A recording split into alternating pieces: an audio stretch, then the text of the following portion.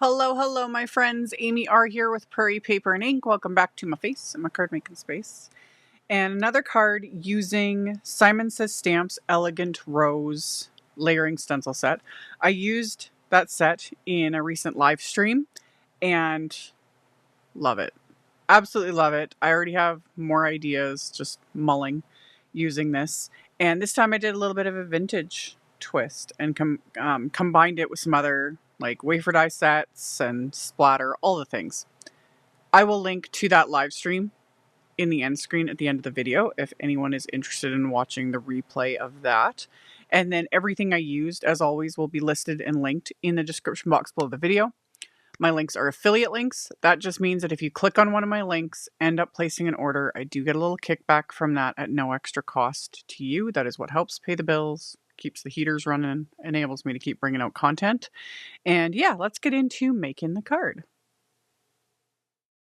So this time I am starting with some IVORY cardstock that I had trimmed down to 4 1/4 by 5.5 inches.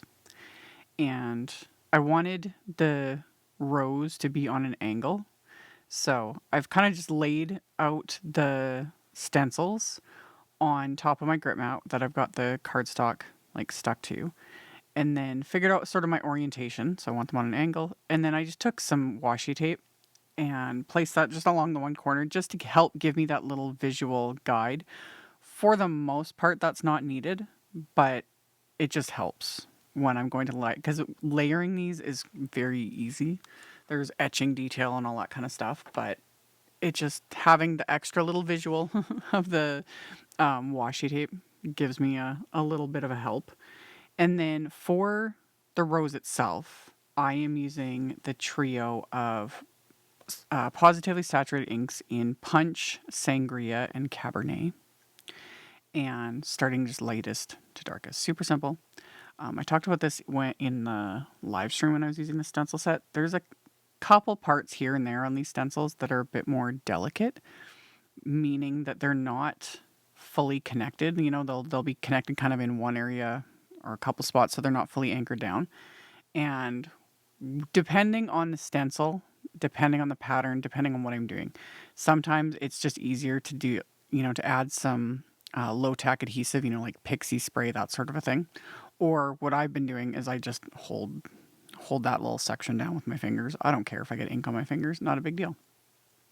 And again, it just kind of depends on the pattern and like that area, but if I'm aware of it, I just kind of blend the ink sort of in the direction of those pieces. Like some of the spines of these leaves on the stencil have that. So yeah, I just hold them down and kind of blend more in the direction of those pieces, so I'm not like causing them to, move around too much. And I always am aware of that too when I clean the stencils. So, I just wipe them down. They're good to go. Or if I'm rinsing them with water, whatever. Just be aware of it. It doesn't hurt them or anything, but you don't want to end up like bending them or like I'm thinking about the chance of like actually tearing those off. You would have to be quite rough with your stencils for that to actually tear. Because stencils, even when they're delicate, like little delicate areas, they hold up really well. Anyway, I'm getting on a whole side quest here. I'm like done stenciling. I did speed this up in editing. But yeah, the rose, it's gorgeous. I really love the stencil set. It is just speaking to me, And I used cookie, gingerbread, and cocoa for the greenery, which, I've talked about this quite often. Mixing up the shades for your greenery and then doing non-traditional colors for it. So for me, when I think vintage, I always think of like doing the greenery in browns. It just immediately to me gives it like that vintage twist. But that's a fun thing to do too, depending on your color combo, is use blues for the greenery, use grays, like just different shades that are a little bit unexpected. So I took the inside of my card. My card is going to be a top folding A2 white note card. And I just kind of put like this top corner of the stencils on here to blend, and using the exact same colors and everything to add this to the inside of the card. So it's got a bit of that pattern, and love that. Love it. So I kind of went backwards a bit just to make it easier to line things up, because since I didn't have my little guide and I was just winging it, and it still worked. So we're good. So then to add sort of a different look to this, I took the card front panel and I'm going to run this through. This is the Waffle Flower A2 piercing panel wafer die. This came out forever ago. It's still available. And I love it because it adds just like a piercing detail. It kind of makes it look like cloth. And I took the panel and I used a really low tack tape just to hold it in place. And I'm going to run it through with this wafer die. And it's going to add all of that piercing detail. Like, love. So I did that. And then I'm going to trim off because there's like kind of a solid border all the way around this die cut. You can see it there on the wafer die. I'm going to trim that solid border off. So I just use the piercing detail kind of as my visual guide, and then I can just trim off all of those solid pieces. And then I'm going to use my Tim Holtz paper distresser. And while I'm doing this, this is like Simon's Ivory cardstock is heavyweight. It's 100 pound, I think, something like that. But I'm still being somewhat careful and a little bit more gentle with my paper distressing tool because this cardstock has been completely pierced all over. So if I was to go really heavy-handed like I normally do with this tool, it would start to like shred the cardstock because it would just start tearing really because of all that piercing detail. So it's just something to keep in mind. But I roughed up the edges, give them that, roughed up look. I don't know why. I really enjoy this. I've talked about this before. I do. I like using the paper distresser and roughing up cardstock and splatter and all the things. Anyway, after I did that, I had some brown baker's twine in my stash, so I'm going to wrap that around this panel. And I didn't realize it until I start like making the bow. I had something on the side of my hand. I'm not sure if it was ink. I don't even know what it was, but I got schmutz on my card front, which isn't the end of the world. Honestly, I was gonna add splatter anyway, so not a big deal. But yeah, got a couple spots of schmutz from whatever was on the side of my hand when I did this. So this is where splatter comes in handy, or just strategic placement of, little embellishments, things like that. So reverse tweezers for the win to hold the knot closed on the baker's twine bow, and then I can sit and fiddle and get the bow the way I want it. Remove the reverse tweezers, pull this tight, and then once I'm happy with it and realize that, yeah, that schmutz is there, it's there, it's not going anywhere. I also took some of Simon's dark chocolate cardstock.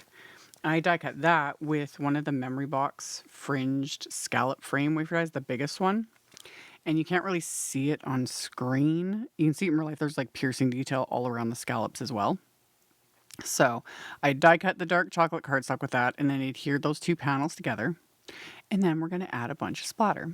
I'd add it anyway, but this also helps cover up the schmutz. So I took the Sangria shade and I smushed that ink pad onto my palette. I added my white gouache, and then I'm going to add just a little bit of water and then swirl all of this together till I'm happy with it. And using my little fan brush, I am going to splatter this all over this card front. Just because I can. Really. It's just pretty. So splattered that first. And then I'm going to repeat this, but this time I'm going to use the cocoa shade, so the dark brown.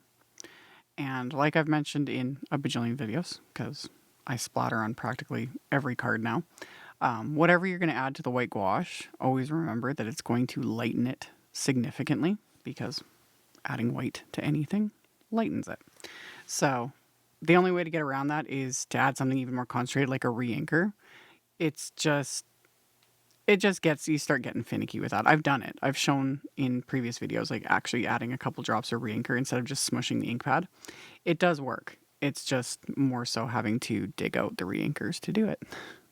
So I just usually just smush my ink pad and I'm fine with it. So if you're wanting a specific color though, and especially dark, it's going to get a little more difficult when you're using white gouache.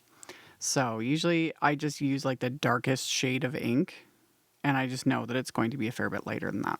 So mix those together with the cocoa ink, did the exact same thing, added some splatter, and then let that dry.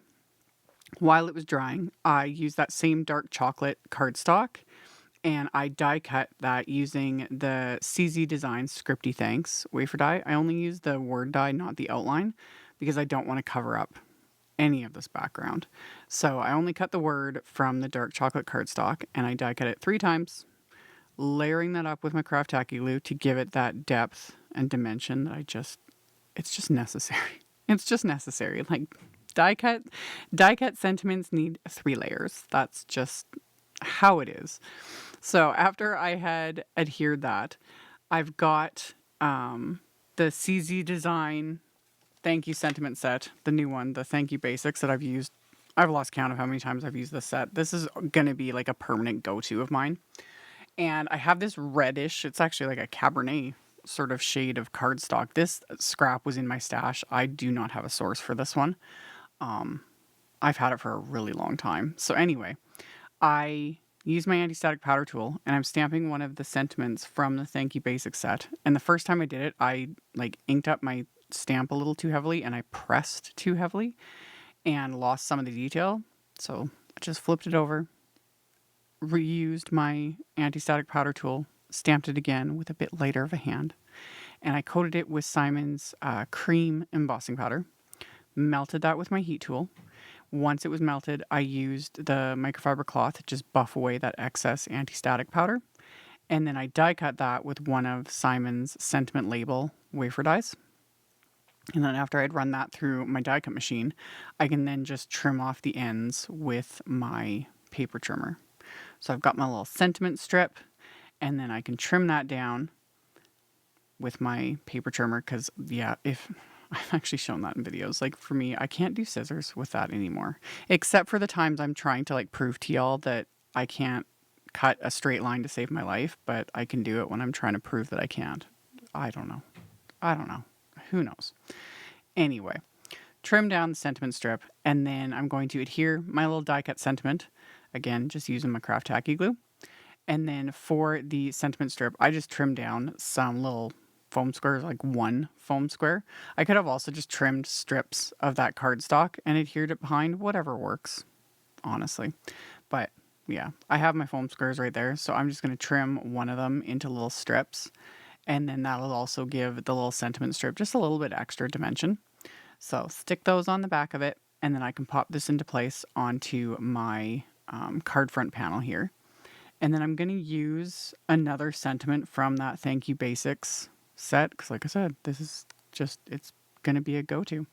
So I put the inside of my card into my MISTI, and then I lined up the sentiment, and then I'm going to ink that up with the darkest brown shade of ink, so the cocoa ink. So ink that up, stamp that on the inside, and then I adhered the card front to the card base. And then as my final little embellishment, I have Simon's gold Pawsitively Dazzling gems, which these don't, they're more of like a, I would call like an antique gold sort of a shade, which was kind of perfect for this card because it doesn't translate as gold on the card. It's just a pretty color. I don't even know how to describe it, but I would call it more like of an antique gold, really.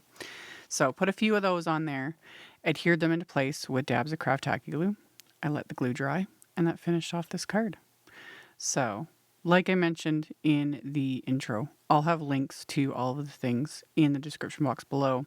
I'll link to that live stream in the end screen at the very end of the video. As always, thank you all so much for hanging out with me, for thumbs upping and commenting. It helps a ton. I really appreciate it. Subscribe if you haven't. I'd love to have you. And I will see you all very soon in the next video. Bye. Thank you so much to my amazing Patreon supporters. For anyone that might be interested in joining my Patreon community and supporting me, the link to my Patreon is in the description box below the video. For everyone else, as always, thank you all so much for taking the time to watch my videos, for thumbs upping, commenting, subscribe if you haven't. I'd love to have you. And here's a couple other videos for you to check out in case you missed them. Bye!